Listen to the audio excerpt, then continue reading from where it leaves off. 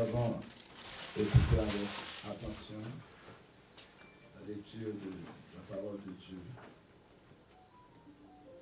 La première épître de Paul aux Corinthiens, chapitre 15, versets 40 à 50.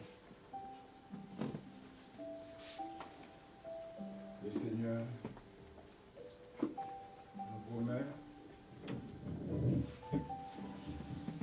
les biens les meilleurs.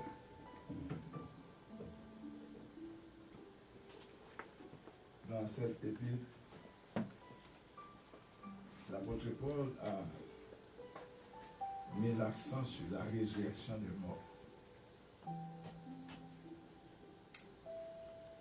La résurrection, c'est une grande récompense. La première résurrection. Elle est réservée aux vainqueurs, à la personne qui suit le Seigneur et qui marche avec lui.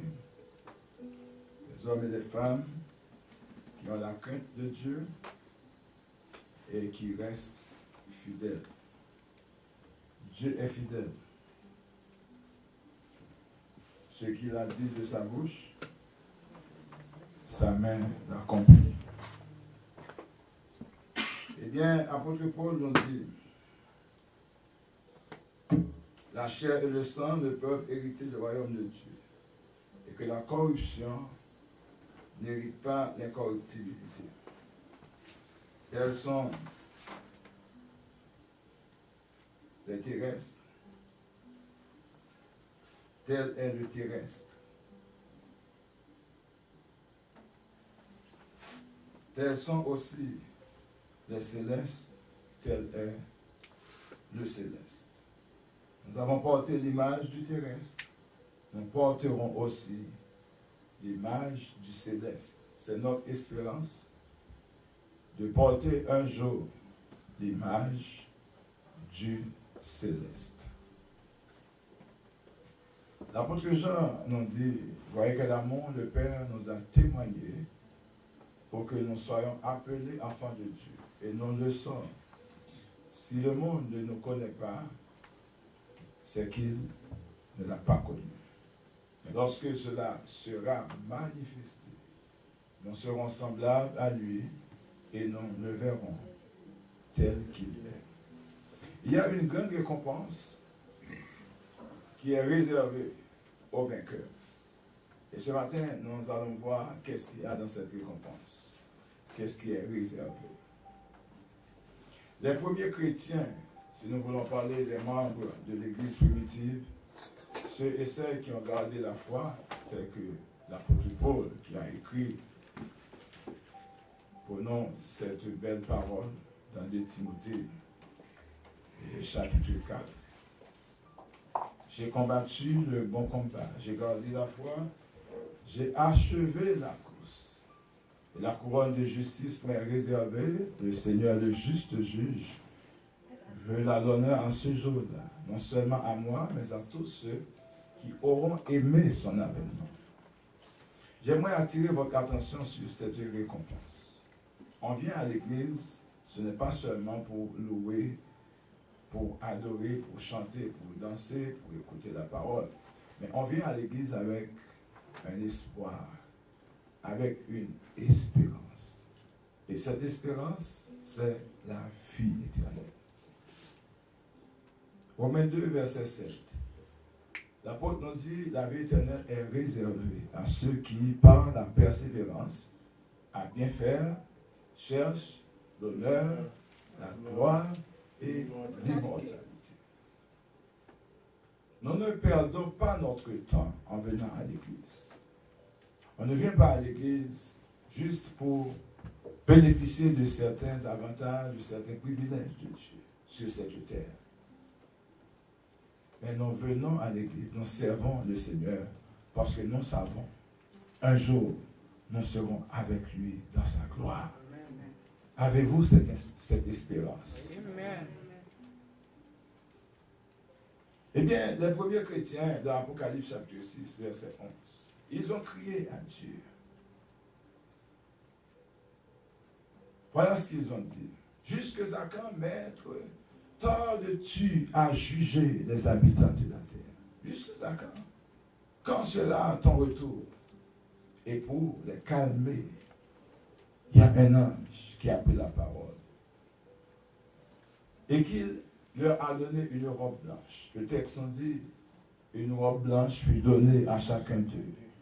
Et il leur fut dit de se tenir en repos quelque temps encore, jusqu'à ce que fût complet le nombre de leurs compagnons de service et de leurs frères qui devraient être mis à mort comme eux. Ces gens ont souffert. Il y en a qui ont été décapités. Il y en a qu'on avait brûlés. Ils ont souffert pour la cause de l'évangile.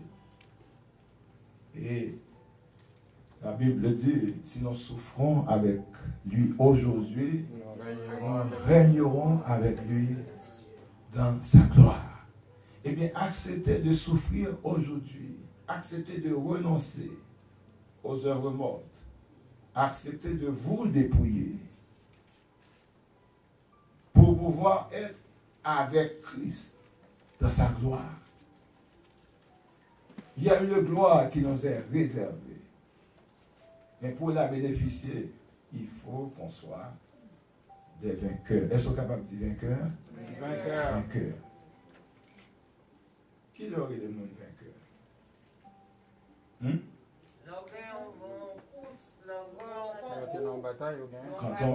Quand on peut remporter, quand on a remporté une victoire, on est vainqueur.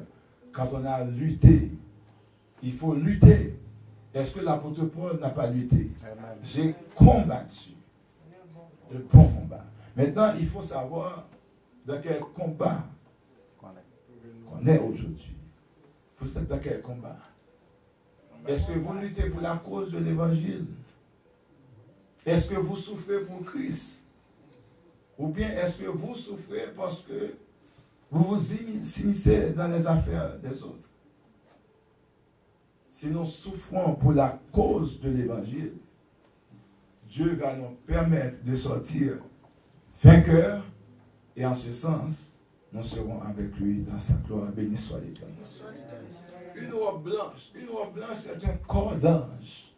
Une robe blanche fut donnée à chacun d'eux. Nous allons faire un parallèle ce matin entre ce texte, Apocalypse 6, 11, Genèse 3, 22 et Apocalypse 2, verset 7. Dans le livre de Genèse, chapitre 3, verset 22, après la désobéissance, Dieu a mis des interdictions. Quand Adam et Ève furent manger le fruit défendu, ils allaient prendre l'arbre de vie. Dieu a dit, empêchons-les d'avancer vers l'arbre de vie. Regardons le texte avec moi. Genèse 3, 22. Dieu les a empêchés. On va voir pourquoi cet empêchement. L'Éternel Dieu dit, voici l'homme est devenu comme l'un de nous pour la connaissance du bien et du mal. Empêchons-le maintenant d'avancer sa main, de prendre l'arbre de vie, d'en manger et de vivre éternellement. C'est cette interdiction. Dieu a mis deux chérubins pour protéger l'arbre de vie. Répétez avec moi, pour protéger l'arbre de vie. C'était le rôle des chérubins. Pour protéger l'arbre de vie, parce que l'homme allait prendre l'arbre de vie. En mangeant l'arbre de vie, qu'est-ce qui allait arriver? L'homme allait vivre éternellement. Maintenant, pourquoi Dieu a-t-il empêché à Adam de manger l'arbre de vie? Et Dieu va cacher cet arbre de vie. Est-ce encore pour Adam? Nous venons de voir qu'il y a eu un premier Adam, il y a eu un deuxième Adam. Le premier Adam, c'est celui qui a péché, qui a succombé dans le livre de Genèse. Pourtant, le second Adam, lui, dans Matthieu chapitre 4, il n'a pas succombé. Il était sorti vainqueur, n'est-ce pas vrai? Jésus a été sorti vainqueur. C'est le second Adam. On a lu 1 Corinthiens 15, on a vu dans Apocalypse 6, verset 11, qu'est-ce qui a été donné aux vainqueurs. Et dans Genèse 3, verset 22, on voit l'interdiction. Dieu a protégé l'arbre de vie. Et dans le livre d'Apocalypse, chapitre 2, verset 7, on va voir pourquoi Dieu avait protégé l'arbre de vie et à qui Dieu va donner cet arbre. Apocalypse 2, verset 7. Que celui qui a des oreilles entende ce que l'Esprit dit aux églises. À celui qui vaincra, lisez avec moi, à celui qui vaincra, je donnerai à manger quoi? L'arbre de vie qui est où? Dans le paradis de Dieu. Qui est dans le paradis de Dieu. Donc, Adam et Ève voulaient manger l'arbre de vie. Dieu a mis des protecteurs, des chérubins pour les empêcher. En fait, Dieu a caché l'arbre de vie. Maintenant, l'arbre de vie est là. Tout le monde n'a pas accès à l'arbre de vie. On en aura accès si on est des quoi? Des vainqueurs. Des vainqueurs. À celui qui vaincra, je lui donnerai à manger quoi? L'arbre de vie qu'on a empêché à Adam de manger. Eh bien, frères et sœurs, notre but, notre objectif, c'est de travailler à notre salut avec crainte et tremblement pour que, au retour de Jésus-Christ, nous puissions manger quoi? L'arbre de vie. Adam n'a pas eu accès parce qu'il a péché. Mais nous autres, frères et sœurs, on travaille dur pour qu'on puisse manger l'arbre de vie qui est dans le paradis de Dieu. Où se trouve l'arbre de vie? Dans le paradis de Dieu. Donc voyons la récompense qui est réservée aux vainqueurs. J'ai bien dit, c'est un corps angélique. Nous aurons un corps angélique parce que la chair et le sang ne peuvent hériter le royaume de Dieu. Est-ce que vous attendez un corps angélique? Nous serons comme des anges. Jésus disait, ne craignez point, petit troupeau, car votre Père a trouvé bon de vous donner le royaume de Dieu.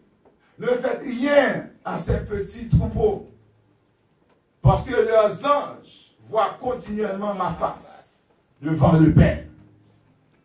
Nous avons un corps angélique qui est disponible, mais pour avoir accès à ce corps, il faut être des vainqueurs. À celui qui vaincra, je lui donnerai à manger l'arbre de vie qui est dans le paradis de Dieu. Eh bien, cet arbre de vie, l'apôtre Paul l'a appelé comment? Une couronne de justice. De Timothée 4. J'ai combattu le bon combat, j'ai gardé la foi, j'ai achevé la course. Et Dieu m'a réservé une couronne de justice. Est-ce qu'on a l'habitude de couronner les perdants? On ne donne pas une couronne, on ne donne pas de trophée. On ne donne pas de trophée aux perdants. Les trophées, c'est fait pour les vainqueurs, pour les gagnants. Il y a la manne cachée dans le paradis de Dieu pour les vainqueurs. On nous dit manne cachée. Est-ce que le peuple Israël n'avait pas mangé une manne dans le désert? Amen. Ils ont mangé de la manne dans le désert. Et dans Jean chapitre 6, ils croyaient que la manne, le fait que ça sortait d'en haut, c'était le pain du ciel. Jésus a dit non. Ce que vous aviez mangé, c'était quelque chose de naturel. Le vrai pain qui est venu du ciel, c'est moi. Mangez ce pain, vous vivrez. Vous vous trompez en disant que Moïse nous a donné le pain du ciel. Mais le pain du ciel, c'est moi qui le donne. Aujourd'hui, si nous mangeons la parole de Dieu, si nous consommons la parole de Dieu avec conviction, parce que Jésus a dit, ma parole c'est esprit et vie, c'est que vous mangez actuellement le pain du ciel, parce que le pain du ciel c'est Jésus. Amen. La couronne de justice pour ceux et celles qui ont pratiqué la justice. Non seulement dans cette récompense, il y a une couronne, mais il y a également une demeure. Jésus n'a-t-il pas dit dans Jean chapitre 14, je m'en vais au Père, je vais vous préparer une place, afin que là où je suis, vous y soyez aussi. N'ayez aucune crainte, parce que Jésus ne peut pas mentir. Et cette demeure que l'apôtre Paul nous explique dans le Corinthiens chapitre 15, pour dire qu'il y a une demeure pour nous. Regardons 2 Corinthiens 5 pour voir en quoi est constituée cette demeure. Vous qui souffrez aujourd'hui, vous qui avez des afflictions aujourd'hui, vous qui avez des manquements aujourd'hui, sachez, un jour, vous serez contents. Car les afflictions du présent moment ne pourraient pas être comparées à la gloire à venir. Béni soit l'Éternel. Nous savons en effet que si cette tente est détruite, nous avons dans le ciel un édifice qui est l'ouvrage de Dieu, une demeure éternelle qui n'a pas été faite de main d'homme. S'il nous manque des choses sur la terre, nous avons des rêves qui ne sont pas accomplis, qui ne sont pas concrétisés, mais nous savons que il y a une demeure qui nous est réservée. Et cette demeure n'est pas faite de main d'homme, c'est Dieu qui le fait. Béni soit l'Éternel. Est-ce que vous caressez cette espérance, frères et sœurs? Amen. Il y a une demeure pour les vainqueurs. Retournons dans Apocalypse chapitre 2, le verset 11. Que celui qui a des oreilles entende ce que l'Esprit dit aux églises. Celui qui vaincra n'aura pas à souffrir la seconde mort. Vous savez, il n'y a pas une seule mort. Il y a des gens qui meurent sans espérance. Mais ceux qui meurent en Christ, ils ont une grande espérance au retour de Jésus-Christ. Au son de la trompette, à la voix d'un archange, les morts en Christ ressusciteront premièrement. Nous, les vivants qui serons restés, nous serons tous transformés pour être enlevés avec Christ sur les lieux de sa gloire. Frères et sœurs, cette espérance, ce cadeau, cette récompense, ce n'est pas pour n'importe qui, c'est pour ceux qui acceptent de souffrir pour le nom de Jésus-Christ. Une demeure éternelle, une couronne de justice, la vie éternelle. La seconde mort n'aura pas de pouvoir sur vous. Il y a des gens qui seront ressuscités, qui auront une vie, qui auront un corps naturel, mais qui mourront une deuxième fois. Mais pour nous autres, si nous servons le Seigneur aujourd'hui avec conviction, si nous servons le Seigneur avec foi, si nous servons le Seigneur avec certitude, la seconde mort n'aura pas de pouvoir sur nous. Nous ne retournerons pas dans la terre, mais nous irons vers le ciel. Est-ce que vous êtes là, frères et sœurs? Amen. Est-ce que vous comprenez cette espérance, cette récompense qui est réservée aux vainqueurs? L'ange a pris le soin de dire à Jean que celui qui a des oreilles entende ce que l'Esprit dit aux églises. Vous voyez un homme naturel devant vous ce matin, mais ce n'est pas moi qui parle, c'est l'Esprit du Seigneur qui parle à travers. L'Esprit parle à l'église ce matin. L'Esprit vous demande d'avoir des oreilles spirituelles pour entendre et pour comprendre. L'église, c'est un lieu où on est venu pour se concentrer pour fixer les regards sur Dieu, pour entendre le réma de la parole de Dieu, cette parole qui sauve, béni soit l'Éternel. Gloire à Jésus. Au vainqueur, il n'y aura pas une deuxième mort. Ils seront avec Christ. Au verset 17, que celui qui a des oreilles entende ce que l'Esprit dit aux églises. À celui qui vaincra, je donnerai de la manne cachée.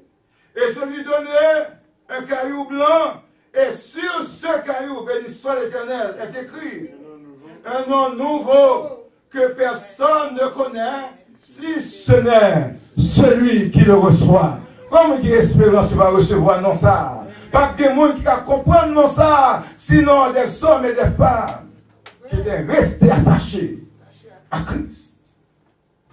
Je vous conseille grandement à rester demeuré en Christ. Celui qui demeure sous l'abri du Très-Haut repose tranquillement à l'ombre du Tout-Puissant. Je dis à l'Éternel, tu es mon refuge et ma forteresse. Mon Dieu en qui je me confie. C'est lui qui me délivre, gloire à Dieu, du filet de l'oiseleur, de la peste et du servage. Il te couvrira de sa pluie. Et tu trouveras un refuge sous ses ailes. Sa fidélité est un bouclier, une cuirasse. Quand on s'attache à Dieu, attache-toi à Dieu. Eliphaz disait à Job, attache-toi à Dieu. Jette ton or à la surface des eaux. Le Tout-Puissant sera ton or. L'or, c'est la vérité. Jetez son gain, dépouillez de son gain. Dépouillez-vous de cette sagesse humaine pour chercher la sagesse d'en haut. Dépouillez-vous de l'orgueil pour chercher l'humilité. Dépouillez-vous de la rancune pour chercher la réconciliation. Dépouillez-vous de tout esprit de guerre pour chercher l'esprit de paix. Dépouillez-vous de la méchanceté pour chercher l'amour du prochain et la charité. Il y a quelque chose qui nous est réservé. Non seulement un nom nouveau, dans le chapitre 3, verset 5, regardez avec moi. Qu'est-ce qu'il y a dans cette récompense? Celui qui vaincra sera revêtu de vêtements blancs.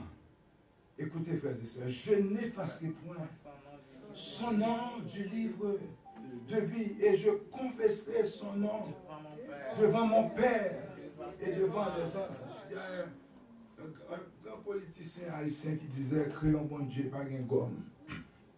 C'est pas vrai. Le crayon de Dieu, il y a une gomme là-dedans.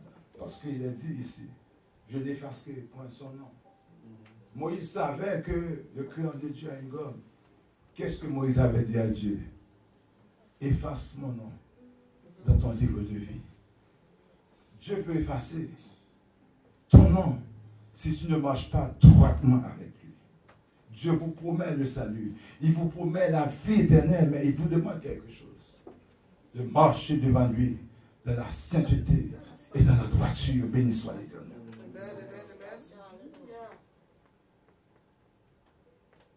Ton nom ne sera pas effacé si tu marches droitement.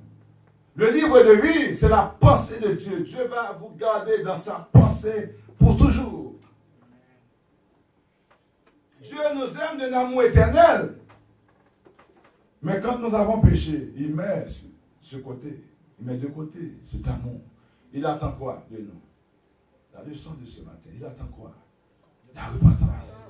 Il attend quoi? La conversion. Il attend le dépouillement. Il attend le renoncement au œuvrement. Et puis ensuite, il va appliquer cet amour dans notre vie parce qu'il l'a conservé. Frères et sœurs, Apocalypse 2, verset 26. À celui qui vaincra et qui gardera jusqu'à la fin mes heures, je donnerai autorité sur les nations. Aujourd'hui, vous n'avez pas d'autorité, n'est-ce pas vrai? Mais un jour, vous serez en autorité. Vous aurez le pouvoir de juger les nations. Mais pour juger les nations, il faut, dès maintenant, être des juges. Un juge, c'est celui qui est gentil. Un juge, c'est celui qui connaît la loi.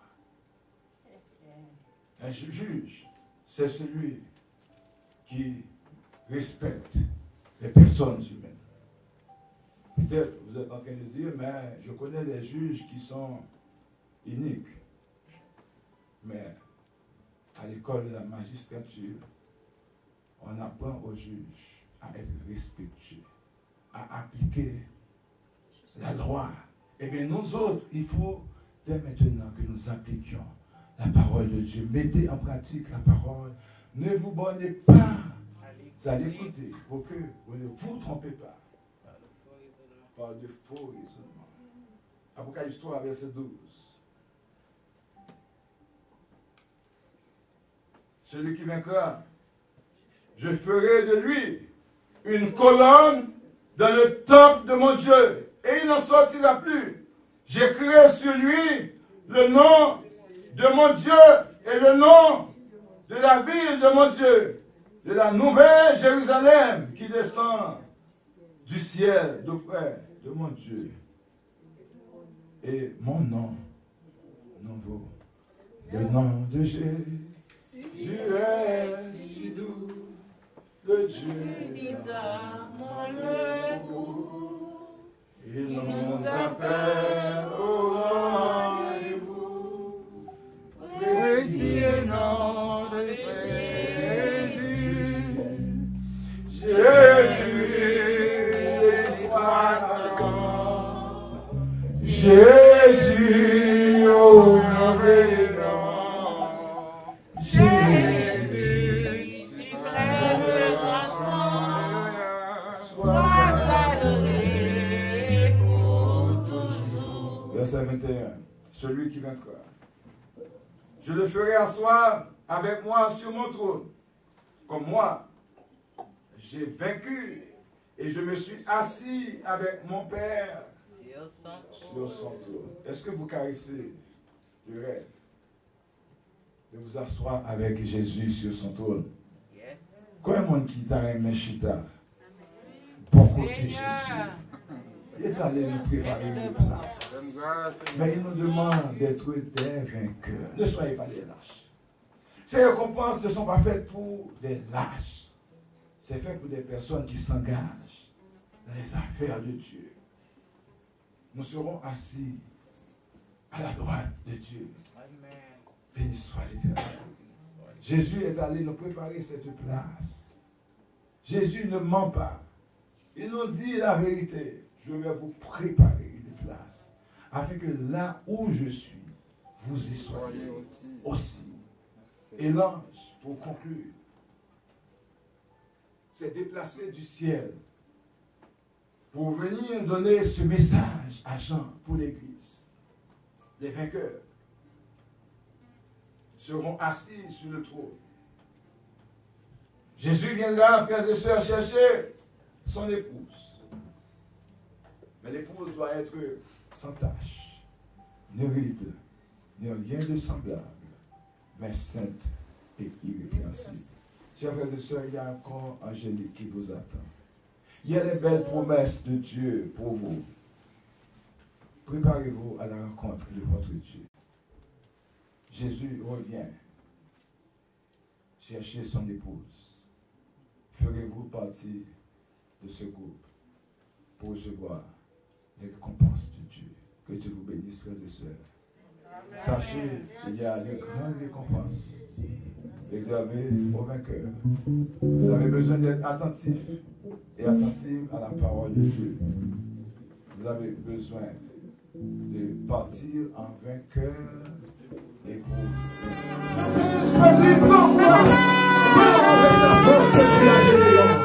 par le délivrement d'Israël.